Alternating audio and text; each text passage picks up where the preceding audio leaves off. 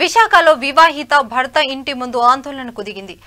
అగ్నిసాక్షిగా వివాహం చేసుకున్న భర్త వివాహేతర సంబంధాన్ని కొనసాగిస్తున్నాడని ఆరోపిస్తూ మహిళా సంఘాలతో కలిసి న్యాయ పోరాటానికి దిగింది. 8 ఏళ్ల క్రితం తమకు వివాహం జరిగిందని ఇప్పుడు తనకు అన్యాయం చేస్తున్నాడంటూ వాపోయింది. దీనిపై తనకు న్యాయం చేయాలని కోరుతుంది.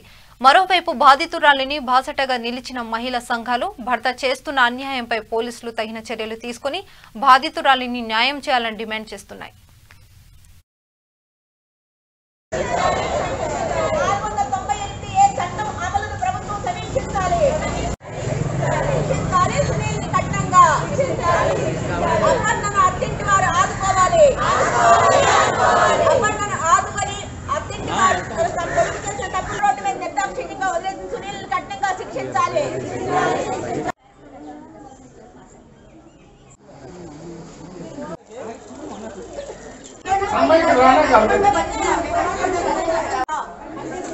విజయవాడలో పెళ్లి చేసుకున్నాము. 5 సంవత్సరాలు బట్టి బాగానే ఉన్నారు సార్. అంటే ఇగో ఇక్కడ ఒక అమ్మాయిని మరుగు పెట్టాడు మాట పెడితే నేను అమ్మాయి గురించి అడిగాను సార్. అంటే అమ్మాయి గురించి అడగడం నేను తప్పండి సార్.